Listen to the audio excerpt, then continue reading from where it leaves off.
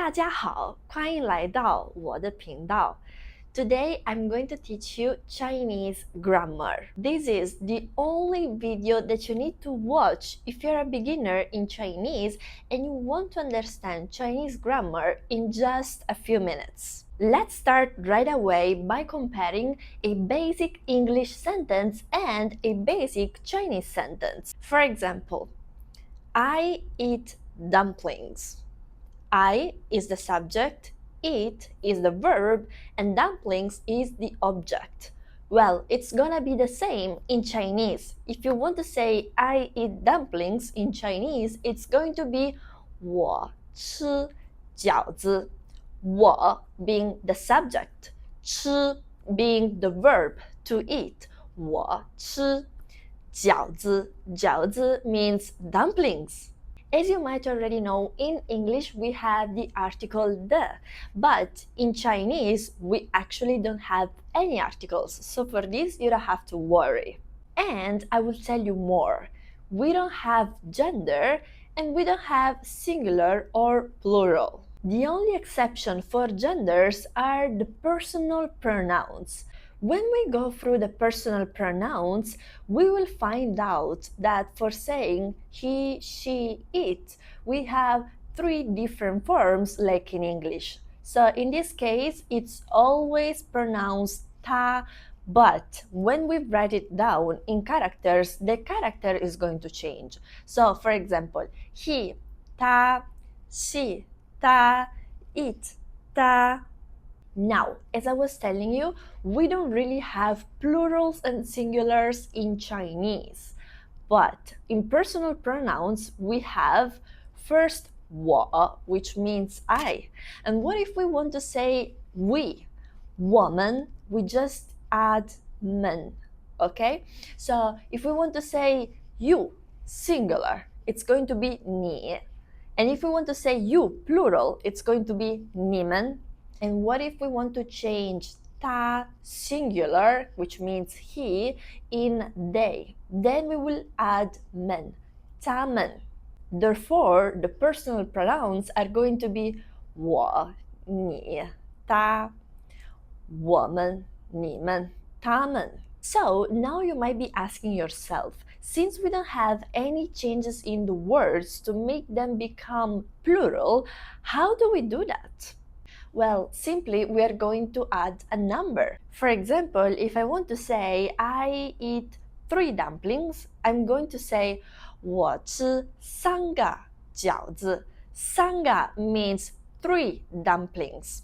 Another way of making plural the sentence is by adding a few words like some, or maybe you're going to add many. For example, let's say you want to say I eat many dumplings. Then you're going to say 我吃很多饺子. So before the noun, before 饺子, you're going to add 很多, or you could say some. 我吃一些饺子. Now, let's learn a little bit how to make negative sentences. In order to make negative sentences in Chinese, we use these 2 characters. One is 不, one is 没, 不, 没. So when you use 不, you are going to add after it a verb. But this verb cannot be the verb to have. So you cannot say 不有. No, it doesn't exist. So what if you want to say I don't have? Then you're going to say 我没有, 没有. So instead of using 不 with 有, the verb to have, you're going to use 没有. So in which case do we use 不? For example, you can put 不 before the verb to eat to say I don't eat. 我不吃. 我不吃饺子. I don't eat dumplings. 我不吃. 我不想. 我不想 means I don't want. 我不去. I don't go. 我不去. I don't go. But what if instead of saying 我不吃饺子, I don't eat dumplings, instead of using 不, you are going to use may, what is going to happen? Is it the same exact meaning? Well, the answer is no. These two sentences are not the same. 我没吃饺子. It means that in the past, so be careful, in the past, you didn't eat dumplings. You are not talking about the present. Enough with the negative sentences. Now let's learn how to make interrogative sentences, how to make questions in Chinese. Well, there are 3 ways to ask a question in Chinese. Let's see them together. The first one is to add the particle ma at the end of the sentence. For example, 你吃饺子吗? 你 means you. 吃 to eat. 饺子 dumplings. 吗? If I say 你吃饺子, it means you eat dumplings. So it's just an affirmative phrase that is stating that you actually eat dumplings. So if you want to make this a question and you want to ask somebody, do you eat dumplings? You're going to say 你吃饺子吗? The second way to make interrogative questions in Chinese is to duplicate the verb. So for example, you put the verb, then you put 不, and then you put the verb again. For example, if we want to use the verb 吃 to eat, it's going to be 吃不吃? Do you want to eat it or not? 吃不吃? 你吃不吃饺子? Do you want to eat dumplings or not? 你吃不吃饺子? The third way of asking a question in Chinese is to use interrogative pronouns. Now, how do you make this? First of all, we need to understand what are interrogative pronouns. So, for example, 谁, which means who, is an interrogative pronoun. Or maybe 什么, which means what. 为什么, which means why. 哪一个, which means which one. 哪里, which means where. So let's say you say 你吃什么? 你 means you. 吃 means to eat. 什么 means what. 你吃什么? It's a question. So by using 什么, you make this sentence a question. Or you might say 你吃哪一个? 哪一个 means which one. 你吃哪一个? Which one would you like to eat? Now, as you might already know, verbs in Chinese never get conjugated, which, by the way, is good news for you because you are not going to have to learn so many headaches like when you learn English or maybe you are learning Spanish. So how do we know whether we are talking about the past or maybe we are talking about the present or the future in Chinese if we don't conjugate verbs? Well, I will explain you now. If I want to talk about something that is happening today, then I'm going to use the word today. So for example, today in Chinese is 今天. So if I want to say that today I'm eating dumplings, I will say 今天我吃饺子.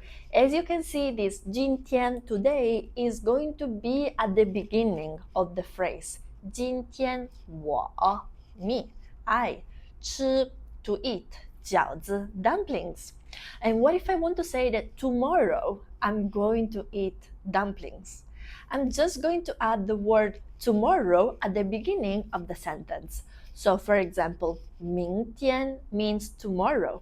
明天我吃饺子.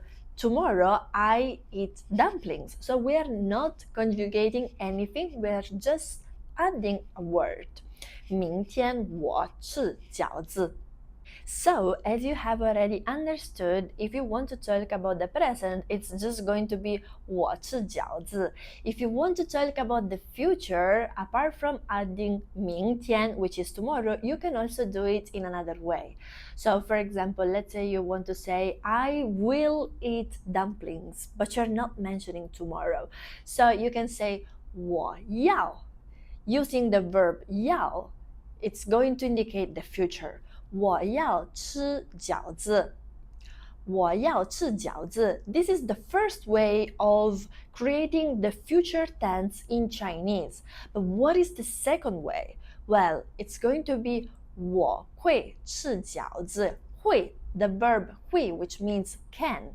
我会吃饺子，我要吃饺子。And what if you want to talk about something that you're doing right now? Let's say right now we are eating dumplings. How are you going to say that? Well, you're going to add the word 在. And there is also another way which I will talk about later. So, for example, 我在吃饺子. So you just add the word 在, which means in this moment. 在 before the verb 我在吃饺子. The second way of indicating the present continuous is to basically add a particle at the end of the sentence. So it's going to be 我在吃饺子呢. No, it's just a particle. It doesn't mean anything. It means that you're doing this right now. And of course, I'm pretty sure that you're asking yourself, how do I create sentences in the past? So you've got two actual ways. The first way is to use the particle 了 after the verb. For example, if I say 我吃了饺子, it means that I have eaten 饺子. 我吃了饺子. Another way to talk about something that has happened in the past is to add the particle 我, but this particle is more used when you want to express something that you have experienced and that you are not doing anymore. For example, 我吃过饺子. It means that maybe once you went to China and you ate 饺子 dumplings. 我吃过. So it's basically verb plus 我. And now you must watch this video here where I explain you why Chinese is not the hardest language in the world. Actually, Chinese is easier than you think. So go watch this video and I'll see you there. Bye bye.